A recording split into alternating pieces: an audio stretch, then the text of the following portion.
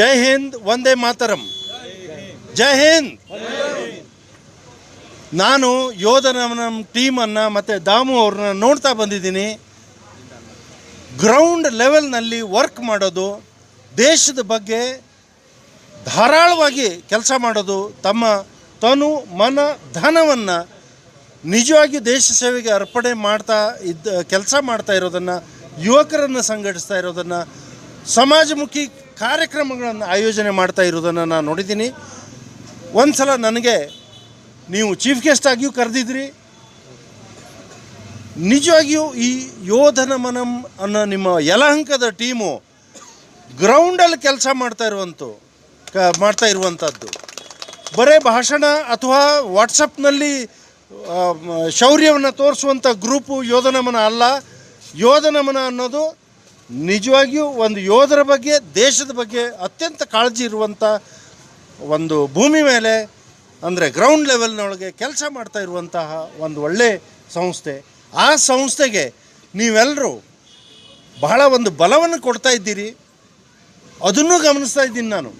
Ground ಲೆವೆಲ್ನೊಳಗೆ work ಮಾಡೋದು, ಕರೆದಾಗ ಬರೋದು, ಎಮರ್ಜೆನ್ಸಿ ಇದ್ದಾಗ ರಿಯಾಕ್ಟ್ ಮಾಡೋದು, ಯಾರಿಗಾದರೂ ಹೆಲ್ಪ್ ಬೇಕು ಅಂದರೆ ಯಾವುದೂ ಮುಲಾಜಿಲ್ಲದೆ ಮುಂದೆ ಬಂದು ರೆಸ್ಪಾನ್ಸಿಬಿಲಿಟಿ ತೊಗೊಂಡು ಹೆಲ್ಪ್ ಮಾಡುವಂಥದ್ದು ಈ ನಮ್ಮ ಟೀಮ್ನ ಒಂದು ಮುಖ್ಯ ಸತ್ವ. ಆ ಸತ್ವಕ್ಕೆ ಇನ್ನೂ ಒಂದು ಜಾಸ್ತಿ ಸತ್ವ ಬರಲಿ. ಅನಂತ ವಿಶ್ವಂ ಪ್ರಾಪರ್ಟೀಸ್ ಪ್ರತಿಯೊಬ್ಬರು ನಮ್ಮ ಸದಸ್ಯರು ನಿಮಗೆ ಬೆಂಬಲವಾಗಿ ನಿಲ್ತಾರೆ. ನಿಮಗೆ ಕಸ್ಟಮರ್ಗಳನ್ನು ಕೊಡ್ತಾರೆ, ನಿಮಗೆ ಪ್ರಾಪರ್ಟಿಗಳನ್ನು ಕೊಡ್ತಾರೆ. ನಿಮಗೆ ಅದೇ ಥರ ಮೇಜರ್ ಗಣಪತಿ ಹೆಗಡೆ ಮತ್ತು ನಮ್ಮ ಟೀಮ್ನವರು ಕೂಡ ನಿಮಗೆ ಸಪೋರ್ಟ್ ಮಾಡ್ತೀವಿ. ನಮ್ಮಲ್ಲಿ ಕೈಲಾದಂಥ ಒಂದು ಸಪೋರ್ಟ್ ಅಥವಾ ಕನೆಕ್ಷನ್ ಅಥವಾ ಏನಾದರೂ ಮತ್ತು ಫೈನಾನ್ಸ್ ಇರುವಂಥ ಒಂದು ಫಂಡಿಂಗ್ ಇರುವಂಥ ಜನರು ನಮಗೆ ಭೇಟಿ ಆದರೆ ಅವ್ರನ್ನ ನಿಮ್ಮ ಜೊತೆಗೆ ಕನೆಕ್ಟ್ ಮಾಡುವಂಥದ್ದು ಯಾವುದಾಗುತ್ತೋ ಆ ಕೆಲಸದ ಮುಖಾಂತರ ನಿಮ್ಮ ದಾಮು ಇನ್ನೂ ಹೆಚ್ಚು ಬಲಿಷ್ಠ ಆಗಲಿ. ದಾಮು ಬಲಿಷ್ಠ ಆದರೆ ಯೋಧನಮನಂ ಬಲಿಷ್ಠ ಆಗುತ್ತೆ.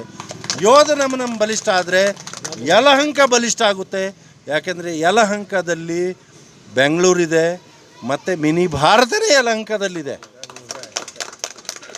ಭಾರತವನ್ನು ಸಶಕ್ತಗೊಳಿಸುವಂಥ ನಿಮ್ಮ ಈ ಕಾರ್ಯಕ್ರಮಕ್ಕೆ ನಮ್ಮ ಅನಿತಾ ಮೇಡಮ್ ಬಂದಿದ್ದಾರೆ, ಉಡುಪಿಯಿಂದ ಬಂದಿದ್ದಾರೆ.